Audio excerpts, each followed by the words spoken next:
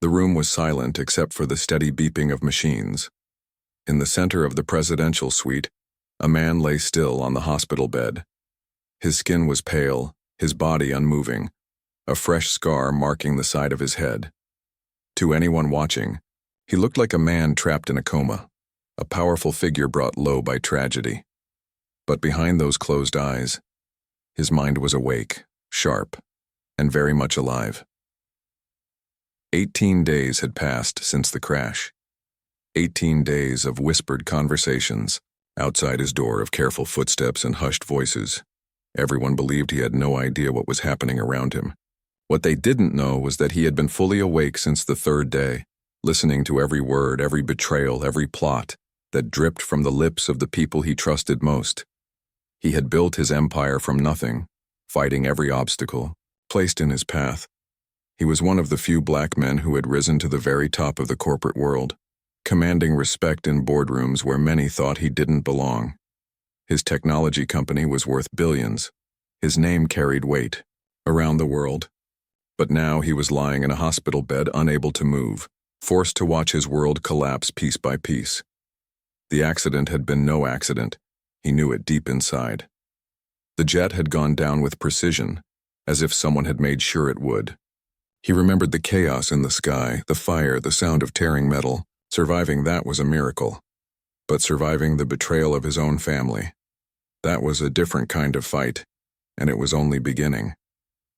On the 18th night, the glass door to his suite slid open. Two figures entered, their voices cutting through the antiseptic air. He recognized them instantly, his wife and his half-brother. Their tones carried no grief, no love, only calculation. "We need to reconsider our strategy," his wife whispered, her heels clicking softly against the floor. She had once spoken to him with warmth, but now her words were cold, stripped of every ounce of affection.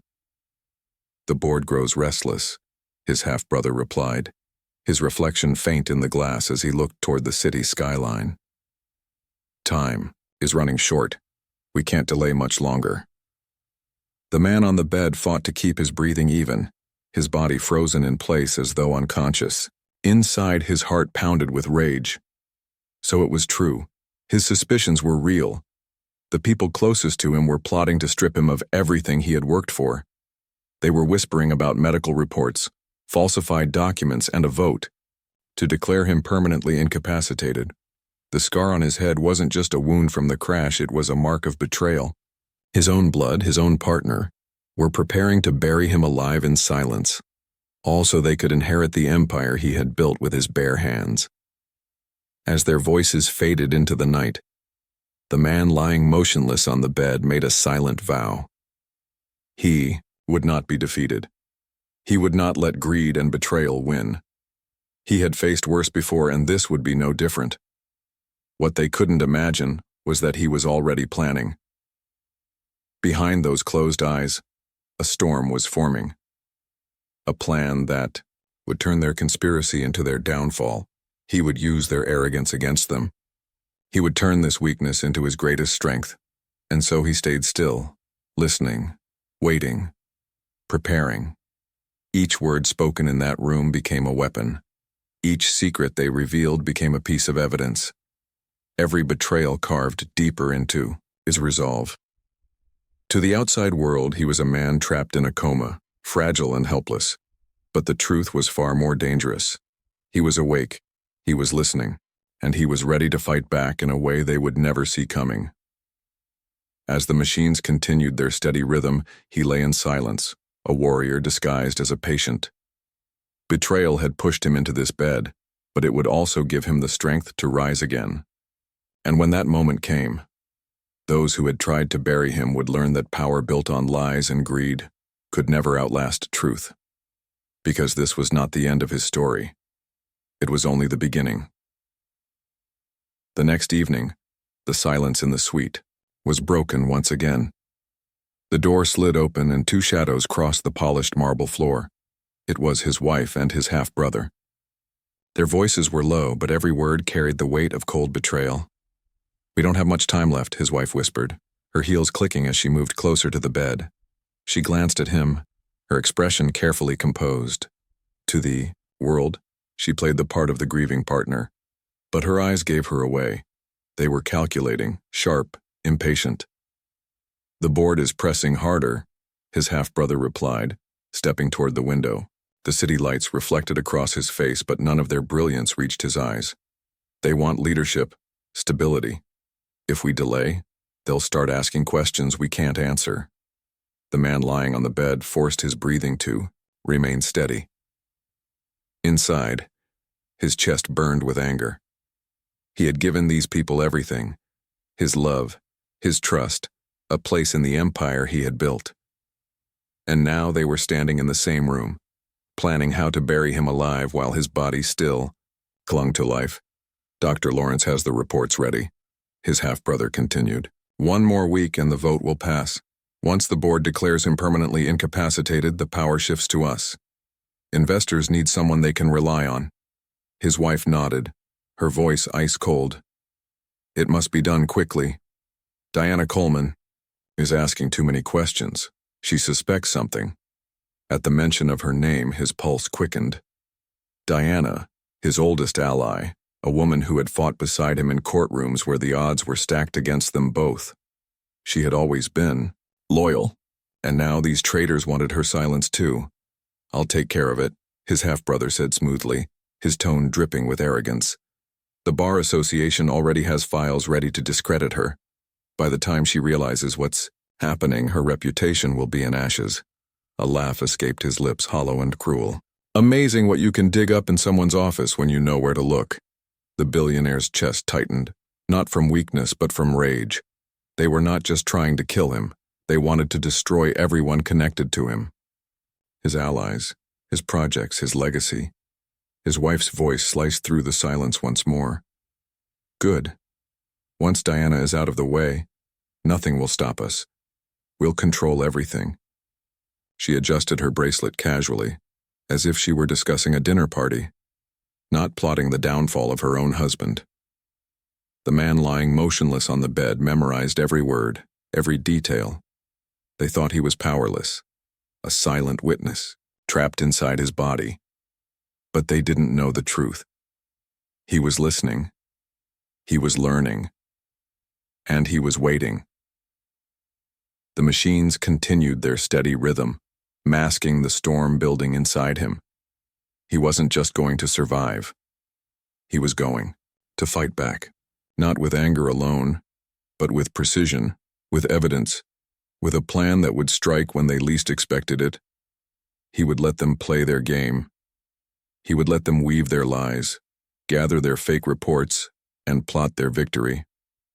Because, when the moment came, the truth would not just expose them, it would destroy them.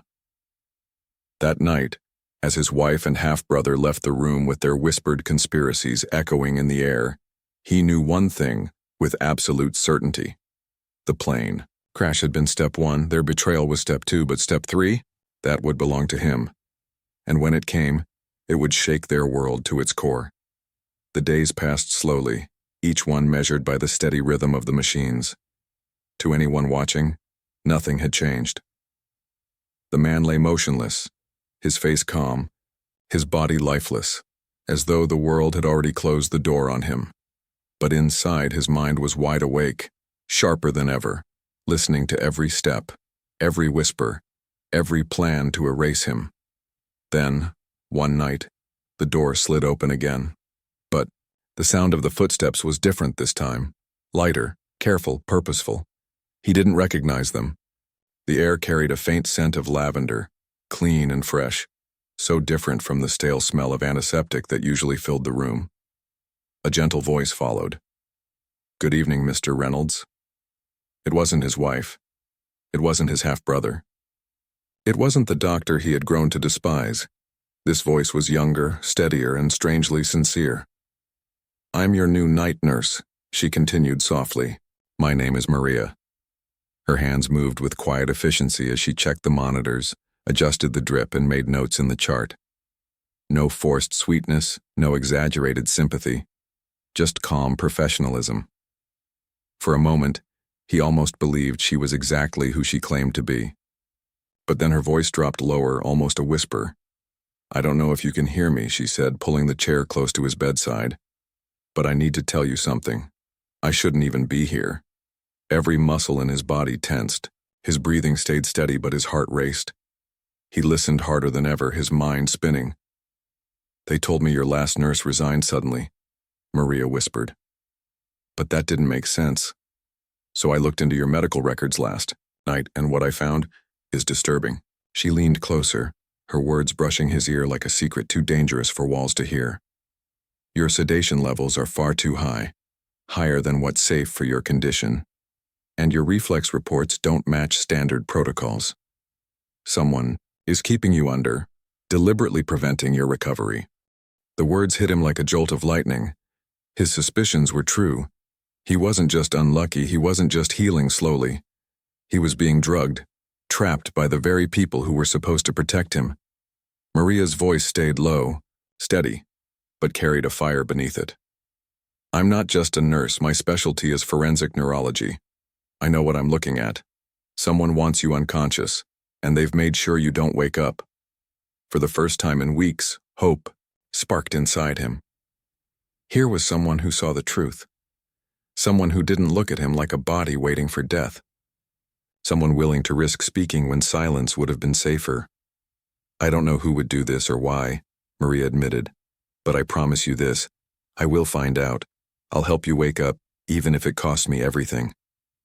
She stood, then adjusting his IV line with deliberate care. To anyone who might enter, it looked like she was only checking his medication. But her next words, quiet and certain, were meant only for him. "I'm lowering your sedation. Slowly. No one will notice. In a few days, you should start showing signs of consciousness. When that happens, we'll have a chance." Suddenly, the door burst open. A gruff voice filled the room. "Checking vitals, nurse?" Without hesitation, Maria straightened, her tone switching instantly into polished professionalism. "Yes, doctor. Everything is stable." Dr. Lawrence grunted, flipping through the chart without a second glance. When he finally left, the room fell silent again. For the first time in 18 long days, the man lying motionless on the bed felt something new. Not fear, not despair, but hope. Hope that someone believed in him. Hope that he wasn't completely alone in this war. What Maria didn't know, what no one suspected, was that he was already awake. Behind those closed eyes, he was listening, planning, preparing. And now, with her on his side, he wasn't just waiting for survival. He was preparing for war. The night after Maria first revealed the truth, the room felt different. For the first time since the crash, he wasn't just lying there waiting. He had a reason to stay awake, a reason to fight, a reason to believe. But now came the hardest part, letting her know he was already conscious without alerting anyone else. Maria entered, quietly, her footsteps steady, her lavender scent filling the air. She closed the blinds and checked the hallway before sitting down beside him. "I've reduced the sedation again," she whispered. "If you really are in there, you'll start showing signs soon. Don't give up on me." His heart pounded. The risk was enormous. If he moved and someone else saw, they would increase the sedation or worse, end him completely. But without trust, there was no chance at all. Gathering every ounce of strength, he focused on his right hand. Slowly, painfully, his index finger twitched. Once. Then twice. Maria froze. Her pen dropped to the floor. For a heartbeat, the world seemed to stop. Then she leaned closer, her eyes wide with shock. "That wasn't random," she whispered. "Was it? You're conscious." Her hands trembled slightly as she reached for his, squeezing gently. "If you can understand me, blink once for yes." He forced his heavy eyelids down, then up again. The tears in Maria's eyes glistened in the low light, but her smile was steady. "Then we'll make this our secret," she said firmly. "1 blink for yes, 2 for no. 1 finger movement for yes, 2 for no. That's how. We'll talk, do you understand?" Another blink. Relief washed across her face. "Good. Then let's begin." Over the next nights, they built their own secret language. Maria smuggled in a small stack of cards with letters on them. With painstaking effort, he would blink or twitch as her finger hovered over each letter. Word by word, message by message, he began to tell his story. The first word he spelled out was sabotage. Maria's eyes widened, but she stayed calm. You believe the crash wasn't an accident? He blinked once. Then he spelled two names, Julia and Vincent. Maria sucked in a sharp breath. She had suspected corruption, but betrayal by his own wife and brother? It was unthinkable. And yet as she looked into his eyes, she saw no doubt. What were they after? She whispered. Slowly, painfully, he spelled two more words, Project Aurora. Maria frowned, thinking hard. She had heard rumors about Aurora, a secret energy system he had been developing, one that could bring affordable power to communities forgotten by the wealthy elite. It was the kind of project that threatened industries, the kind that powerful people would kill to bury. Now it made sense. The crash, the sedation, the lies. It wasn't just about greed for his fortune. It was about silencing a project that could change the balance of power. Each night, while the world believed he was locked in silence, the two of them fought back in whispers and hidden signals. She told him about the conversation she overheard. He told her which people could be trusted and which ones were snakes. She adjusted his exercises, helping him regain tiny bits of strength without anyone noticing. But the danger was constant. Dr. Lawrence prowled the halls, suspicious of every detail. Vincent visited often, his false words dripping with fake concern. Julia appeared less, but when she did, her eyes were cold, her smile as sharp as glass. Each visit was a reminder of the stakes. Through it all, Maria never wavered. She hid her fear behind professionalism, her determination behind routine, and in the stillness of the nights when only the two of them knew the truth, she gave him something no one else had given him in weeks: faith. He had been betrayed by his own blood. But now, against all odds, he had found an ally. A stranger who risked her career, her safety, maybe even her life, just to stand by his side. It was no longer just survival. It was a partnership, a silent alliance born in the shadows of betrayal. And as each night passed, as his strength grew and their code deepened, he knew one thing with absolute certainty. Together, they would fight back. The nights grew longer, but now every second carried purpose. The man who had been left for dead was no longer just listening. He was plotting. And Maria, the nurse who had chosen truth over safety, was at his side. Their secret code had become their lifeline, a fragile bridge between silence and survival. But whispers and signals alone would not be enough. To defeat betrayal of this scale, they needed proof. Maria understood the danger better than anyone. Every night before speaking, she checked the hallway, adjusted the blinds, and positioned her chair just so, making it look like routine care. To outsiders, she was a nurse doing her job. To him, she was a soldier on the front lines of a war no one else could see. One evening, she leaned close, her voice barely audible. "We need evidence," she whispered. "Without it, they'll bury you, and no one will believe us." He blinked once firmly. Yes. So she began to collect. Small things at first. Copies of charts, photographs of dosage levels, notes on the time sedatives were administered. She hid them inside the lining of her bag, careful to never take more than a page at once. Too much missing would raise suspicion. Too little, and the truth would stay buried. But evidence wasn't just in papers, it was in conversations. And for that, Maria took risks that made her heart race. She slipped a tiny recorder into her pocket, its red light no bigger than a pin. When Vincent and Dr. Lawrence discussed reports in the hallway, she stood nearby, pretending to check supply lists, while the device captured every word. "We'll present the final neurological report next week," Dr. Lawrence muttered one evening, his tone low and uneasy. "It will confirm permanent brain damage." Vincent's voice dripped with impatience. "Good. The board is restless. Once they see those papers, they'll have no choice but to move forward. And the nurse? Dr. Lawrence asked. Just a nurse, Vincent scoffed. If she becomes a problem, we'll replace her. Again. Maria's stomach twisted, but her expression never changed. She nodded politely as if she hadn't heard a thing.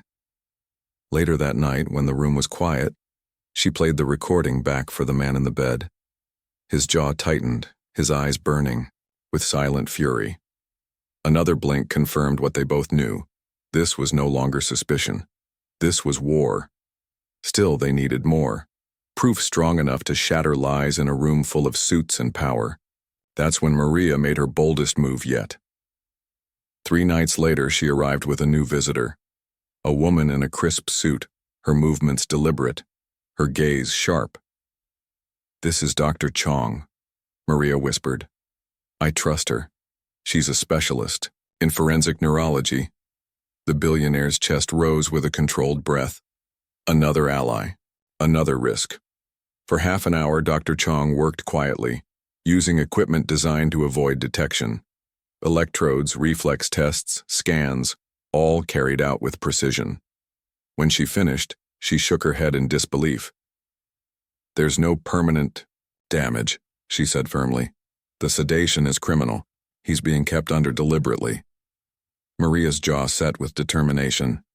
We need proof that can't be questioned, something strong enough to stand against their lies.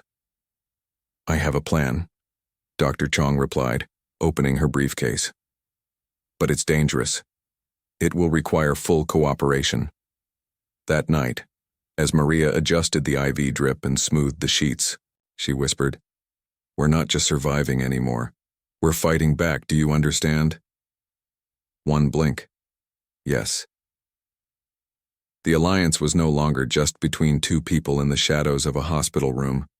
It had grown. Proof was building. And with every page, every recording, every test result, they were inching closer to the moment when silence would end and the world would finally hear the truth. The conspirators thought they were untouchable. They thought their lies were airtight, but while they sharpened their knives in boardrooms, a man they had already buried was quietly gathering the very tools that would bring them down. And when the time came, their empire of betrayal would collapse under the weight of its own secrets. The boardroom felt like a courtroom. 12 faces in tailored suits watched the door, waiting for the meeting that would decide the future of an empire. The walls were glass, the table was polished to a shine, and at the head sat the chair, papers aligned, voice steady, eyes tired. On the screen, the company's stock chart flickered. Investors wanted answers. The vultures smelled change. The wife entered first, dressed in quiet elegance, grief arranged carefully on her face. The half-brother followed, shoulders squared, carrying a leather folder like a prize. A doctor trailed behind, avoiding eye contact, hands tight around a briefcase that looked heavier than it should. Thank you for coming, the half-brother said, sliding copies of a report across the table. We all care about stability. These medical findings confirm what we feared. There is no meaningful brain activity. We must vote to transfer executive authority today. The chair glanced down, scanning lines of jargon. Why is the attending not here to answer questions directly? He was called to an emergency, the half-brother replied smoothly. But the report is clear. The wife placed a hand on her heart. He would want the company protected. He built it for moments like this. Several heads nodded. A few eyes stayed skeptical. The chairwoman's pen hovered. Before we vote, any objections? Silence collected in the room like dust. Then, the door opened. Every head turned. At first, there was only the sound of a cane touching the floor, a steady tap that cut through the glass and steel. He stepped in wearing a navy suit thinner than before, a scar visible at his temple but standing. Not a ghost, not a rumor, a living man. At his side walked the night nurse, calm as ever, and an independent neurologist with a slim case in her hand. A woman in a dark suit followed, carrying a black briefcase, the attorney who had stood with him in 100 battles. The wife's glass slipped. Water spilled across the table. The half-brother's mouth opened, then closed, color draining from his face. "I appreciate your concern," the man said, voice raspy from disuse yet steady. He looked from face to face. The room shrank to his breath and his words. "But I am not incapacitated. I am not brain dead. I am not done." No one moved. The stock chart on the wall blinked back. The doctor by the door swallowed hard. The chair stood. "We will hear him." The neurologist stepped forward, placing test results on the table. "Independent evaluations," she said, tone clinical. "No permanent neurological damage. Deliberate oversedation consistent with chemical restraint." These findings were obtained with equipment that bypassed tampered monitors. The night nurse placed a tablet on the table and pressed play. The room filled with a hallway conversation. The half-brother's voice was unmistakable. "We need that final report next week. Confirm permanent damage. Keep him under until the vote." The attending's voice followed, shaking. "The night nurse is asking questions." "She's just a nurse. Replace her if you must." Silence again, harsher now. Papers did not rustle. Someone exhaled, long and slow. The attorney opened her briefcase. "Bank transfers," she said, sliding printed sheets across the table. "From an offshore entity controlled by the vice president to the attending physician. First payment 3 days before the crash. Additional payments aligned with falsified chart updates. Here are the metadata logs from the hospital terminals. Here are the altered dosage levels." The wife's composure cracked. "This is a misunderstanding." He turned to her without anger, only a cold clarity born of 18 nights listening to footsteps. "A week after the crash, you asked Estate Council for a schedule to move assets. You told a decorator to prepare plans for my house. You stopped wearing your ring. You visited me twice. Both times you never touched my hand." She opened her mouth. No sound came. He faced the board. "All of you know why the crash mattered. It was not only about a title. It was about a project you've heard in whispers, an energy platform designed to bring reliable, low-cost power to neighborhoods that legacy contracts ignore. The moment we announced Aurora, the calls began. Partnerships in danger. Lobbyists angry. Old money pushing back. Kill the project and the pressure ends. Kill the man and the project dies with him." He tapped the cane once. The sound felt like a gavel. "You were told I was gone," he said quietly, "but I was awake on day 3. I heard them plan to bury an idea with a body. A stranger refused to let that happen." The nurse did not look away. Her face carried no triumph, only relief. Security appeared at the door, notified in advance. 2 officers stepped in behind them. The attending physician stared at the floor, knuckles white around his case. The chair cleared her throat, voice steady again. "We will suspend the vote. Effective immediately, the vice president is relieved of duties pending investigation. Council will escort the attending to the proper authorities for questioning. Mrs. Reynolds." She paused, choosing respect over theatrics. "You will step out with legal." The half-brother took a step back. "You can't prove intent. You'll destroy value. Investors will flee when they see what he is trying to build." "Investors saw the pilot results this morning," the attorney said. "Demand outpaced supply by noon. They are not fleeing." The officers moved forward. The attending finally spoke, voice breaking. "I never meant harm. I was told he wouldn't wake." "You were told what to write," the nurse answered softly, not unkind. "You wrote it anyway." The door closed behind the 3 of them. For a long moment the room was still. No one touched a phone. No one dared cough. He lowered himself into the seat at the head of the table. It was the first time he had allowed himself to sit in weeks without pretending. His hands shook. He did not hide it. He pushed the reports aside and looked at the people who had once followed him into hard fights. "I will not pretend this did not happen," he said. "It happened because we lost sight of why we exist. We do not build to make charts look pretty. We build to make lives work. We are going forward with Aurora. We will publish a full internal report on what was done to me, and more important, what was done to this company's soul. If any of you believe that serving communities will end our future, you may resign today. If you believe purpose and profit can stand together, stay. There is more work than one lifetime can hold. A senior director, who had stayed quiet until then, spoke first. I visited one of the schools on the pilot grid. The lights stayed on during an outage. Kids kept studying. I am staying. One by one, nods followed, some reluctant, some fierce. The chairwoman placed her pen down, as if setting an oath in front of them all. Proceed. Later, when the room emptied and the glass walls reflected only city lights, he leaned back and let air fill his lungs to the bottom. The cane rested against the table. The nurse stood a few steps away, respectful of distance, watching for signs of strain. You should sit, she said gently. I should thank you, he answered. You didn't have to do any of this. I did, she said. Because it was right. He smiled, tired and real.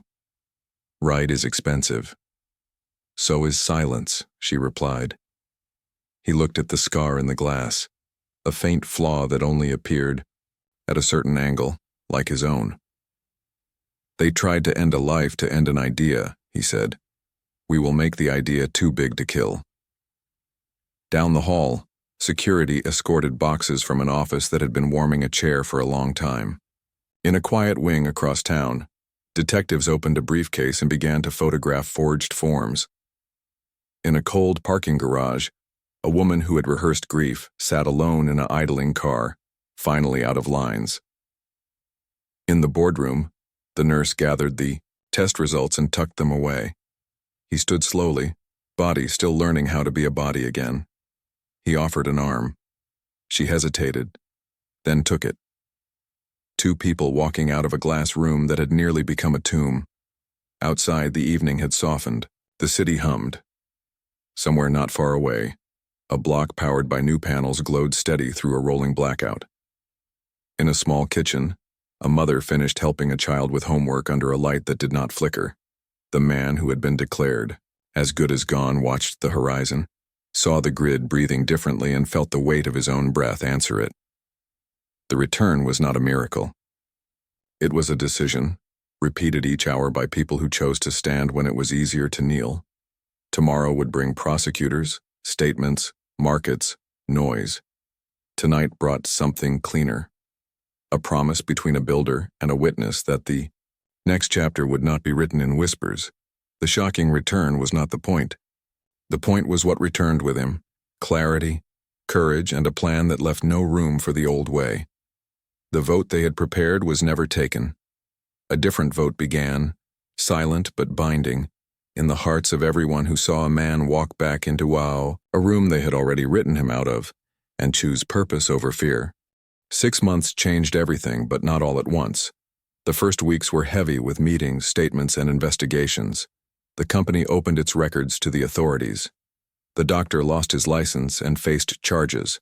The half-brother and the wife were indicted. People who had whispered in hallways now spoke under oath. Through it all, the man kept showing up. He walked slow at first, then steady, then with the quiet strength of someone who remembered what it felt like to be unable to move and refused to waste a step. Work did not pause. The energy project moved from plans to pilots, then from pilots to real streets. Panels went up on public schools, clinics, and apartment buildings that had been ignored for years. A single block gained stable power, then 10, then a whole district. The numbers were simple enough for anyone to understand. Lower bills, fewer outages, safer nights, children finishing homework without candles, freezers keeping food cold through a storm. Elevators working in buildings where the stairs were a trap for the elderly and sick. Investors kept calling, but the questions were different now. They asked about scaling with integrity, not only about margins. Community leaders sat at tables that had once felt far away. Engineers who had been overlooked were promoted. Young interns from neighborhoods near the new grids were hired and trained. The company story shifted from glossy campaigns to plain updates. Here is a roof, here is a meter, here is a family who no longer fears the dark. One morning, the man stood in the lobby of the headquarters and read the words etched into a glass panel. They were not his words, but he believed in them. True strength is not how much power you hold, but how you use it when it is threatened. He traced the edge of the panel with his eyes and thought of the nights when a machine's beep was the only sound, and a stranger's courage was the only light. Later that day, a small ceremony gathered employees in a bright atrium. They announced a foundation that would dedicate a share of the project's profits to ethics in healthcare. Hospitals that joined would install password-protected cameras in critical rooms, require double checks on sedation orders, and keep independent ombudsmen on call for families. The name on the plaque honored the nurse who had refused to look away. She did not want attention, but she accepted it for the patients who did not have a voice. After the ceremony, the two of them walked a quiet hallway, lined with photos from the pilot sites. In one frame, a classroom glowed during a citywide outage. In another, a clinic kept its vaccine freezers running through a heat wave. The nurse stopped at a picture of a stairwell lit end to end. "This one," she said softly. "A light that simply works can be the difference between fear and calm." "It is small," he said, "and also the whole point." They sat in his office and went over updates from the field. She flagged a hospital that wanted the ethics checklist but resisted the cameras. He asked legal to tie funding to real safeguards, not press releases. They argued kindly over details, then agreed on the standards. At the end, she looked at the cane resting by the chair. "You could put that away now." "I keep it close," he said, "to remember." A week later, the sentencing arrived like a cold, clear morning. The half-brother received years in prison for conspiracy and fraud. The wife, who had chosen a deal rather than a trial, faced her own term. The doctor stood before a judge and admitted what he had done. No one cheered at the news. Justice did not feel like victory. It felt like a wound finally cleaned. Painful, but necessary. That afternoon, the man visited a school on one of the first grids. There was a small celebration, simple food, a song from a tired choir. He walked the hall with the principal, who kept thanking him until words ran out. In a corner, a boy tugged his sleeve. "My grandma says the elevator works now," the boy said. "She can go outside again." The man crouched to listen.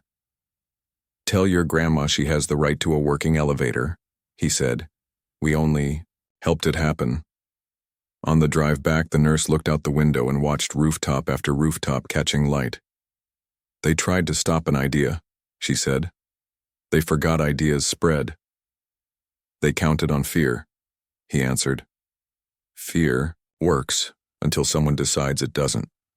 There were still hard days. A storm damaged a substation and a neighborhood went dark for a night. A supplier missed a shipment and a clinic had to delay a wing opening. Old contracts pushed back in court. But each time, the team fixed what broke, learned what they could, and moved again. The company began releasing quarterly community reports, right next to its financials. Outages avoided, bills reduced, safety improvements documented by independent partners. Transparency quieted the loudest critics and lifted the quiet supporters. In the evenings, when the building emptied, the man sometimes walked the same boardroom where he had stood with a cane and a scar, expecting anything. He would stand at the head of the table and listen to the quiet. He remembered the taste of betrayal and the shape of the choice that came after it. He had chosen not to be smaller than the harm. He had chosen to answer fear with purpose. One night, as he locked the door, the nurse met him by the elevator. She carried a stack of forms for the foundation. "We have 3 more hospitals ready," she said. "Different cities, same promise." "Add them," he said. "No shortcuts." The doors opened. They rode down without speaking. They did not need to. They had already said the important parts in a room where a life was supposed to end and a story refused to. Outside, the city hummed. Somewhere, a generator clicked on for the last time in a building that would soon join the grid. Somewhere else, a family baked bread without watching the power meter like a clock. A nurse on a night shift checked a camera and saw a patient safe, sedatives verified, dignity intact. At home, the man set the cane by the door and looked at the scar in the mirror. It would never fade completely, and he did not want it to. He made tea, sat by the window, and wrote a short note to himself. The kind a person writes when they know how fast everything can be taken. Remember why you build. Remember who stood when others hid. Remember that power is not the point. Purpose is. He turned off the light and the room did not feel dark at all. The grid outside held steady. In the quiet, he thought of the first night a stranger sat by a bed and chose truth. He thought of a boardroom that turned into a witness stand. He thought of a city learning to breathe a little easier. The story did not end with a headline or a verdict. It ended with a simple fact that kept repeating itself across rooftops, hallways, and human hearts. People can break a life. People can also repair one. He had been pushed to the edge by those who wanted to own what he made. He had been pulled back by those who wanted to share what it could give. And because of that choice, made in whispers, proven in daylight, an empire did not shrink to protect itself. It grew to protect others. That was the change no crash, no lie, no courtroom could stop.